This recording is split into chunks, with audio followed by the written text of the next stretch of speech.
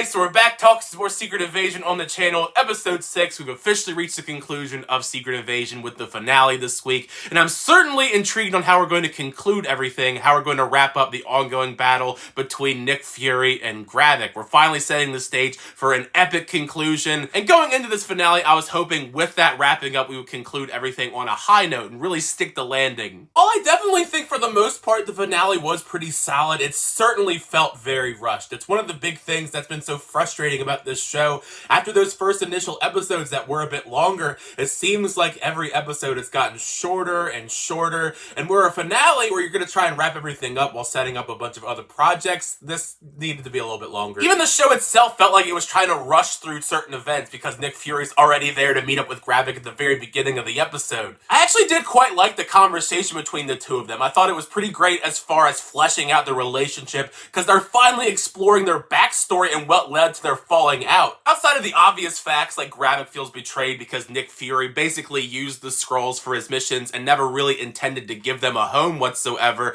you find out that they did pretty much have a father-son kind of relationship at one point, to the point where Gravik at one point in time considered Nick Fury his hero. Even finding out that the human appearance he's been putting on this entire time is the first person that he ever killed under Nick Fury's orders.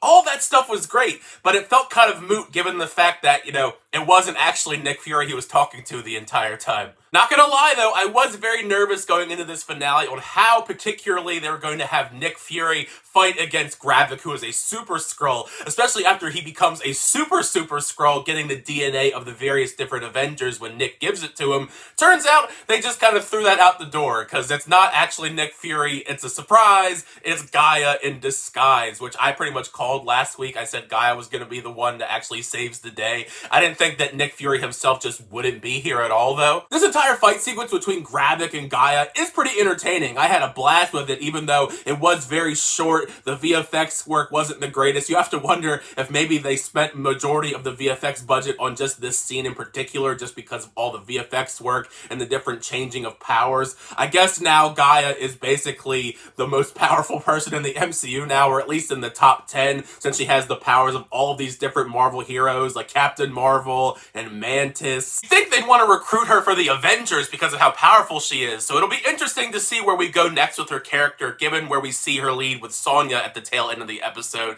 But also on the bright side, we get to see the freeing of the real Rhodey and the real Ross. It seems like we're gonna have to kind of speculate on how long they've been chilling in there. I have to imagine at the very earliest, Rhodey could have been replaced with a Skrull. It had to have been at least Captain America Civil War, since when they get him out of the pod, his legs don't work. So we'll see. I feel like it was probably a recent exchange though, because it seemed like it was still Rhodey back in the Falcon and Winter Soldier. It truly is a shame how rushed everything is in this finale, because while that's going on, you also have to intersect with all this stuff going on with Rhodey and President Ritson, him still trying to get them to unleash all of these nuclear warheads to destroy the world, trying to say it was the Skrulls and the Russians working together. Thankfully, Sonya really is the true MVP, in my opinion, of this entire series, because she is the one who helps orchestrate all of this stuff to stop the Skrull Rhodey and gets assistance from the real Nick Fury, because the actual Nick Fury is here to take out this stuff, blows Rhodey's brains out, the Skrull Rhodey. Don't know why he didn't just do that in the last episode. Would have saved us a lot of headaches, in my opinion. Given how President Ritson responds to all of this stuff, the reveals of the Skrulls, I have to imagine this is a very big reason for why he's probably not going to be president for much longer, just because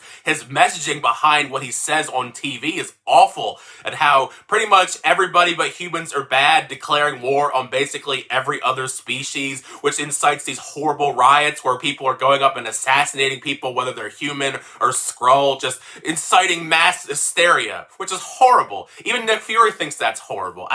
I'm baffled that that was even included in the show. On the bright side, at least Secret Invasion does end on kind of a sweet note between Nick Fury and his wife, because his wife is now choosing to just go by her Skrull appearance. She's finally just accepted herself as a Skrull. They have this beautiful conversation, and she's gonna go help Nick Fury because we're setting up stuff for the Marvels and how the Kree are open to letting the Skrulls in, I guess, per se. On the whole, I definitely did enjoy Secret Invasion. I just think that it could have been a little bit better. It had a lot more potential than what we saw in these 6 episodes. It should have been a little bit longer, just to flesh out a lot of different storylines, have a bit more character development, so things would feel much more earned by season's end. But now for my thoughts on the the finale for Secret Invasion. Make sure you share your thoughts down below. What'd you think of this finale? Did you like the finale? Did you not like the finale? Share all your thoughts down below in the comment section. It's part of the funness having that conversation with you guys in the comment section down below. Thank you guys, as always, for that videos. I always do appreciate it. Make sure you leave a like on the video and also subscribe to the channel so you update reviews, reactions,